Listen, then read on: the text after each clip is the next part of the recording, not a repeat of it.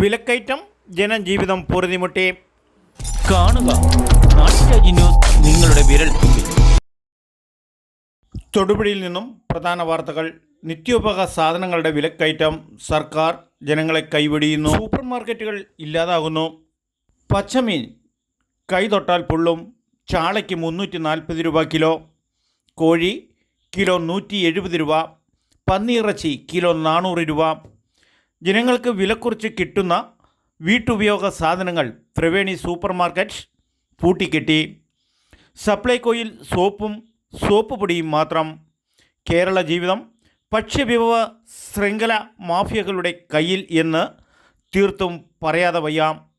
ബാർക്കോഴ case വിവാദം പൊട്ടി വന്നെങ്കിലും രാഷ്ട്രീയം അതിനെ അടിച്ചൊതുക്കിയപ്പോൾ കേരളത്തിലെ മറ്റു ഭക്ഷ്യവിഭവ മാഫിയകളും ബിനാമികളുടെ ചെൽപ്പടിക്കാണ് സർക്കാരിൻ്റെ നിയന്ത്രണങ്ങൾ എന്ന് പറയാതെ വയ്യ. ഇപ്പോൾ ജനം അനുഭവിച്ചു കൊണ്ടിരിക്കുന്നതും അതുതന്നെയാണ്. കാലങ്ങളായി തൊടുപുഴയിൽ ത്രിവേണി സൂപ്പർ മാർക്കറ്റ് ജനങ്ങൾക്ക് ആശ്രയമായിരുന്നു. എത്രയേറെ വിലക്കയറ്റം ഉണ്ടായാലും മിതമായ നിരക്കിൽ വീട്ടുസാധനങ്ങൾ കിട്ടുന്ന ഏക കേന്ദ്രമായിരുന്നു ത്രിവേണി സൂപ്പർ മാർക്കറ്റ് തൊടുപുഴ. ഒരു സുപ്രഭാതത്തിൽ നിന്നുപോയി. ജോലി ചെയ്തുകൊണ്ടിരുന്ന ഒട്ടനവധി സ്റ്റാഫുകൾ പെരുവഴി.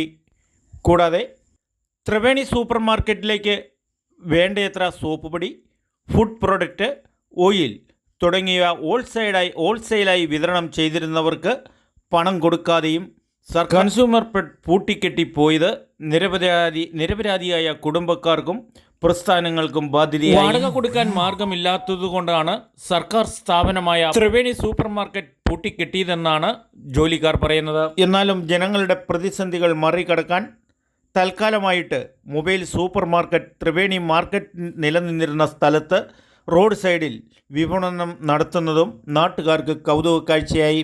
പിഴയടയ്ക്കാനും ടാക്സ് മേടിക്കാനും ജപ്തി നടപടികൾ നേരിടാനുമുള്ള ഒരു ജനസമൂഹം കേരളത്തിൽ ആത്മഹത്യ പക്കിലായിട്ടും ഇതിനെല്ലാം തടയിടേണ്ടതും നിയന്ത്രിക്കേണ്ടതുമായ നമ്മുടെ സർക്കാർ ഒന്നും കണ്ടില്ല എന്ന് നടിച്ചാണ് മുന്നോട്ട് പോകുന്നത്. ഗ്യാസിനും പെട്രോളിനും രാപകൽ സമരം ചെയ്യുന്നവരും പ്രതിപക്ഷ പാർട്ടികളും അനങ്ങാപ്പാറ നയം സ്വീകരിക്കുന്ന വിധം ഓരോ നിമിഷവും വലിയൊരു വിനാശത്തിലേക്ക് അടുക്കുന്നു. ഇന്ന് വൈകുന്നേരം തൊടുപുഴയിൽ നിന്നും നാട്ടുരാജ്യ ന്യൂസ് പകർത്തിയ കാഴ്ചകൾ. എന്തെങ്കിലും കറി വയ്ക്കാം എന്നോർത്ത് മീൻകടയിൽ ചെന്നപ്പോൾ മത്തിക്ക് 320 340. Reporting Natturajya news, Vijayan.